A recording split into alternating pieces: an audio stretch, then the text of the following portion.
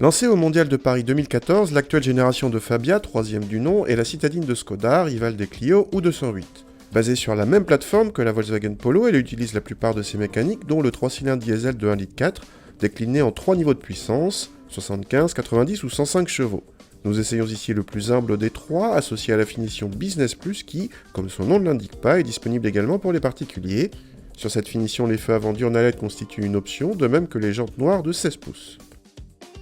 A l'intérieur, la planche de bord a droit à des plastiques durs, mais l'ensemble est sérieux, proche de celui d'une Polo.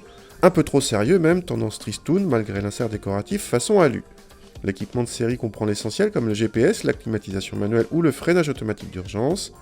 À l'arrière, l'habitabilité permet d'accueillir correctement 2 adultes, même assez grands, grâce à une garde au toit généreuse pour la catégorie. Le coffre dépasse quant à lui les 330 décimètres cubes selon nos mesures, c'est l'un des plus grands parmi les citadines, devant celui de la Clio. Contact et tout de suite on attaque le gros point noir de cette Fabia TDI, la sonorité de son 3 cylindres se fait clairement entendre à tous les régimes et elle n'est pas agréable. À part la sonorité, ce petit moteur a le mérite de se montrer souple à bas régime et de bien relancer sur les premiers rapports. Ensuite, la faible puissance et les derniers rapports longs rendent les relances fastidieuses, même si l'auto tient sans problème les 130 km/h sur autoroute.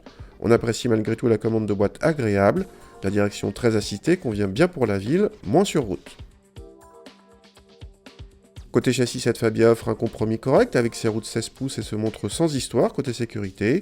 En consommation, la faible puissance laissait espérer un appétit frugal, mais finalement cette Fabia n'est pas plus sobre que la version TDI 90, vendue 1000 € plus cher mais 2 secondes plus rapide pour le 0 à 100.